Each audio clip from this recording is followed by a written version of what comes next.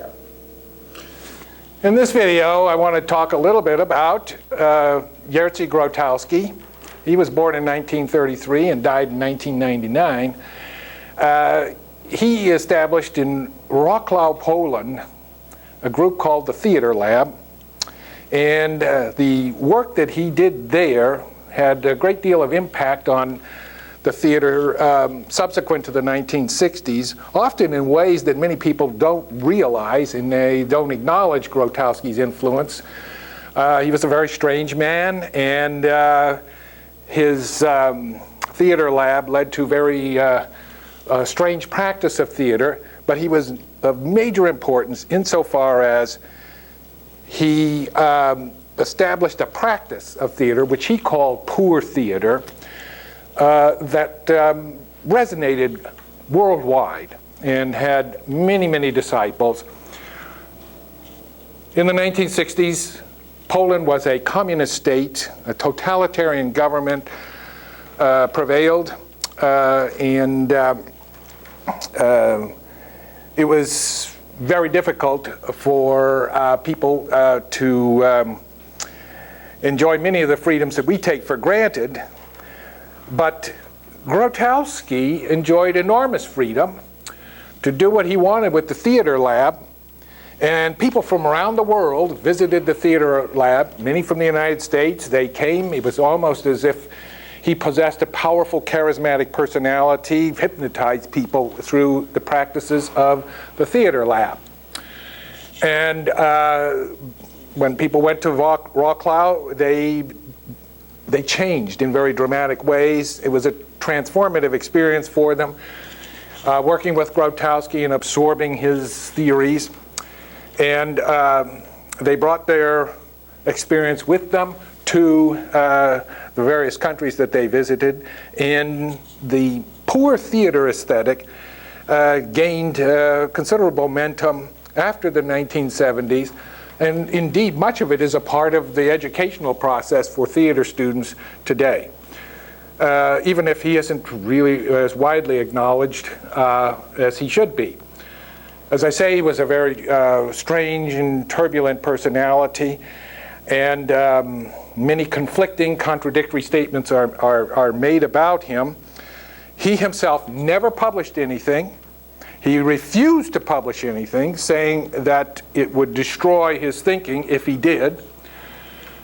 And he created a very secretive attitude toward theater. And those who worked with him have been reluctant to share with those who have not worked with him how the theater practices of the theater lab what the experience was really like. That's a key point of Grotowski's aesthetic, is that he regarded theater as a secret experience. It was a way of removing oneself from the world and inhabiting a strange place that was only possible in the space inhabited by the performers and the audience. And what went on in those performances? In the 1950s, Grotowski functioned as a conventional theater director, directing Shakespeare and plays by important Polish authors and modernist plays. But when he established the theater lab in the late 1950s and acquired this great fame in the 1960s for the unique theater education at the theater lab and the productions, he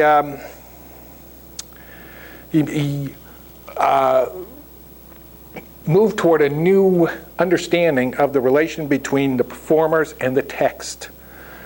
I've talked about in previous videos how in the author-driven theater, everybody is subordinate to the play.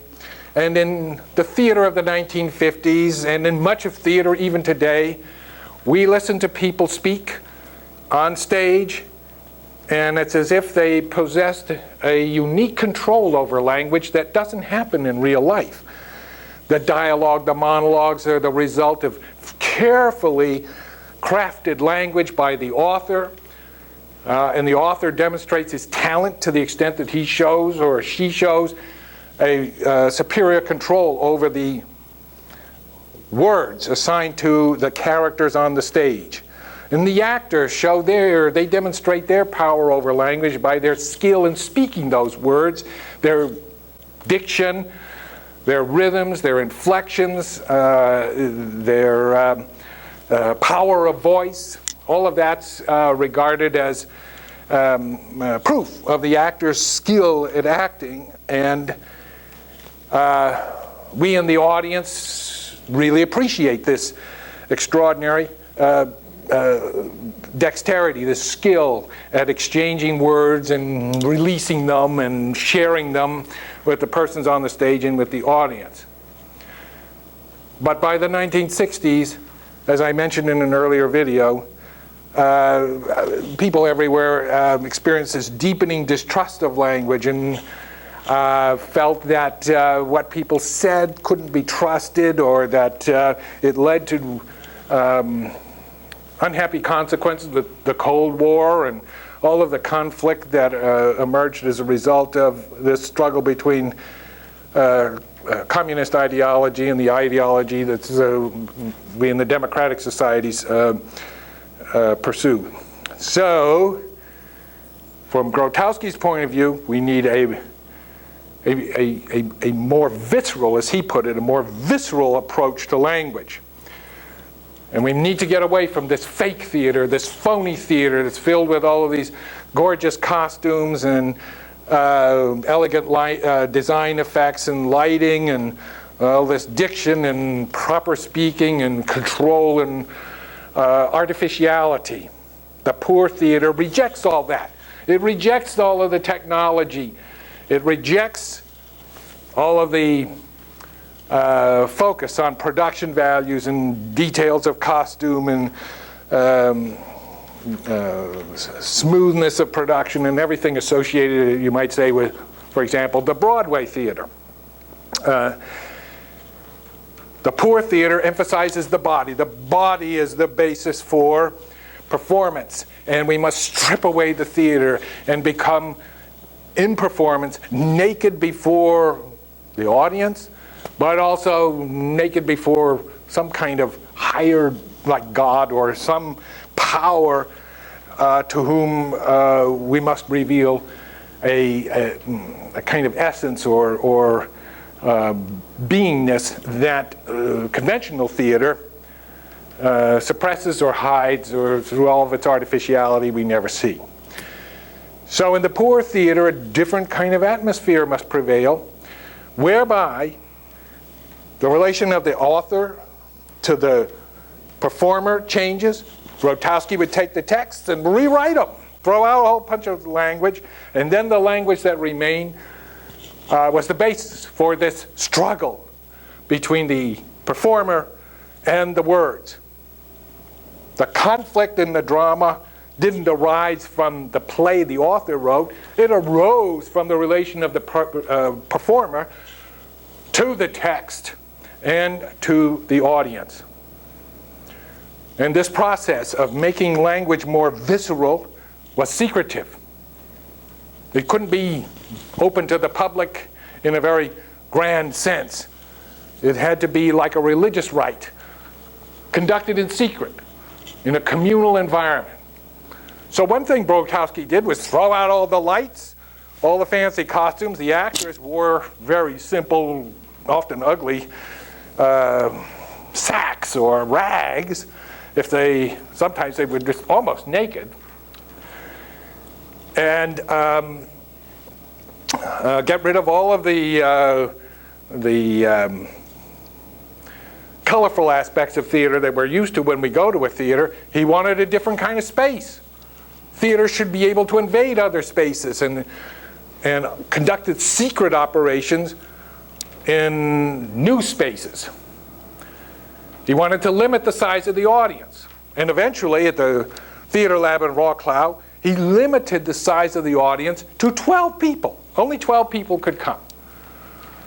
And as soon as you started excluding people from the audience, they wanted to be in the audience. Why do some people get in, then others don't? What's the basis for selection? All secret. All right, so once they were in the theater, what happened? No electricity, lighting by candle. People took places that were given to them by the actors. And they sat very close to the actors in a space like this. Although this is too big from Grotowski's point of view. Too many chairs. We just need 12 seats. And then the actors perform a play, whatever. That's often they just took a text and they revised it, rewrote it, and whatnot.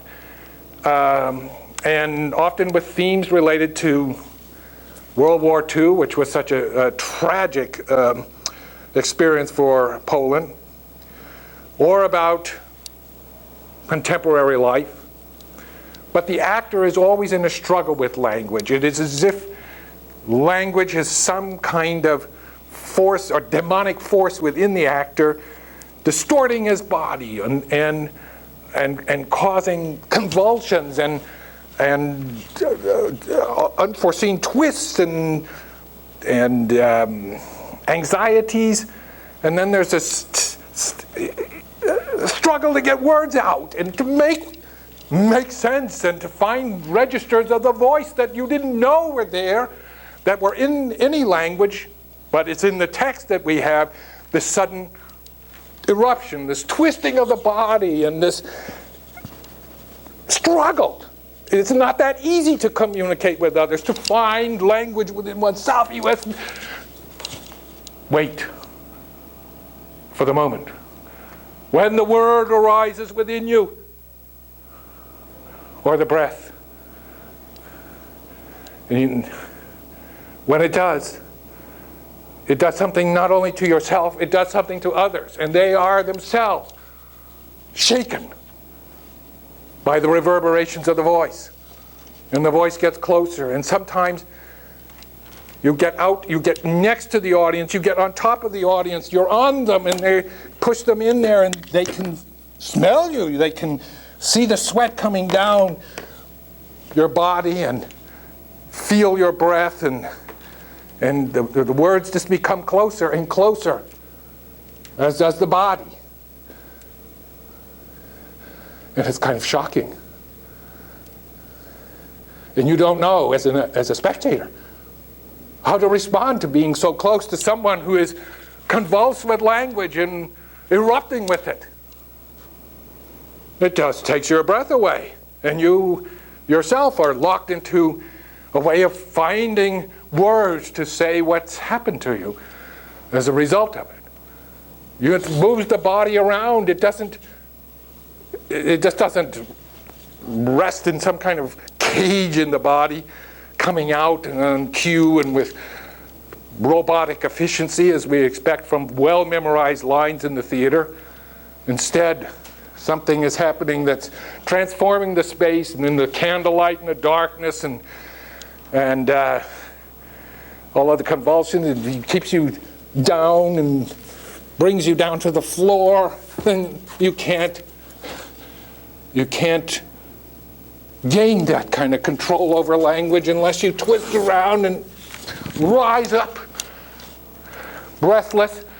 You need to have that visceral contact with words, with your body, that is only possible when this struggle takes place. And someone witnesses it in secret. Well, Grotowski did a lot of that kind of theater, and people came from around the world to witness it and to be a part of it. And he had this whole elaborate educational program that moved the theater lab beyond just doing a show in this catacomb-like environment with the little candles and the disciples sitting around the table. He wanted to break down, when you get to this struggle between language and the body, that leads to a new relation between the performer and the audience. And then it leads to a new relation between theater and life. Grotowski wanted to break down that distinction. We don't go to the theater and see something represented before us and then go home. It's separate from our lives. He wanted to undermine the distinction and make of life performance itself. If you got a chance, you might want to look at the movie My Dinner with Andre, which features the theater director Andre Gregory in a long conversation at dinner with Wallace Shawn. And Gregory is deeply impressed by Grotowski's experiments, and he does describe them in some detail. He's one who actually shared what happened, and he describes something that is really remarkable insofar as it involved people going to Wrocław and then being sort of controlled by those who were at Wrocław and submitting to them, and like being buried alive and wandering through forests and so forth, so that it was some kind of experience whereby performance extended well beyond any kind of theater or room. People were living differently as a result of encountering Grotowski in the theater lab. Grotowski became an ever-increasing mysterious figure as a result of people going back to wherever they came from to describe or not describe what had happened to them there. And eventually the theater lab got an invitation to come to Broadway. People in New York couldn't believe it. Grotowski in New York. And he came and people lined up, and of course only 12 people could see the show. And that was in itself astounding. They sold out. And people lined up and they couldn't get in. And then he began visiting other cities with this mysterious kind of performance. And then he went back to Wrocław, and things started to change there. Many of his key lieutenants or disciples there mysteriously died. They had all these illnesses. It was very strange. They died. And then Grotowski, in the late 1970s, announced, maybe it was about 1980, announced that theater was totally dead. And he was abandoning it. And he said the only true theater remains in the Amazon jungle. So he went to South America in the Amazon jungle. Nobody knows what happened to him there. He went there for a few years. He just sort of disappeared there. Then he emerged, and the University of California at Irvine appointed him professor of theater. And they gave him everything he wanted. He didn't have to publish. He didn't have to, nobody could visit his classes, because he said, I'm holding classes, nobody's allowed to see them but me and the students who are in them. He had complete freedom, no accountability. It's truly extraordinary. And many students went to UC Irvine to study with Grotowski, although they never got that opportunity because it was limited access. But they gave him a barn near Irvine, California. It was a very big barn. That was his new theater lab. And there he held his classes, which no one from the faculty or the administration ever attended. And I had a student, graduate student a number of years ago, who had been a student of Grotowski at Irvine. And so I asked her, what was it like studying under Grotowski? What was it like being in the barn? And I could never get from her any coherent, clear statement about what happened there. She would say, well, it was really extraordinary. It was an amazing transformation, unbelievable things it was the greatest experience of my life. And I said, well, Michelle, what happened? What actually happened? Oh, it's so hard to describe. I don't know how I can find the words.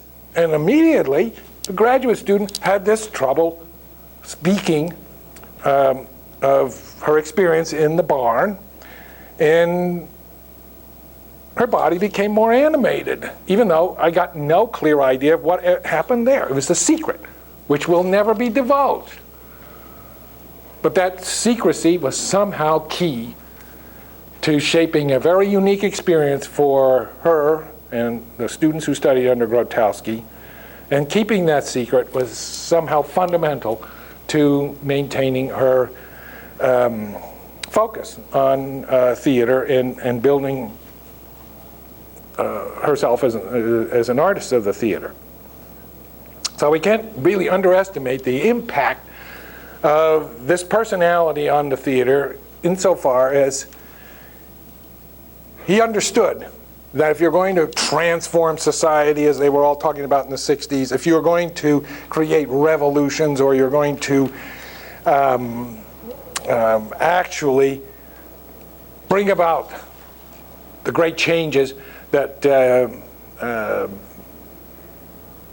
one hopes for in building a new and better society, you have to question fundamental relations. You have to question the fundamental relation between the texts that you encounter and your body, and this kind of fundamental conflict between abstract symbols that are part of a text and the physicality of your body in a way that most theater education strives to ignore or suppress.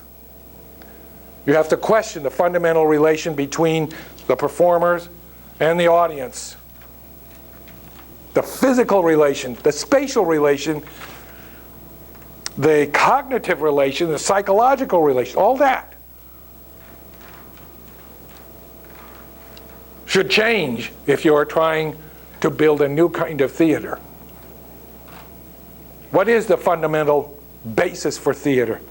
Grotowski says it's in the body. That is the basis for identity. Language and character and all kinds of other things. These are imaginary impositions on fundamental identity.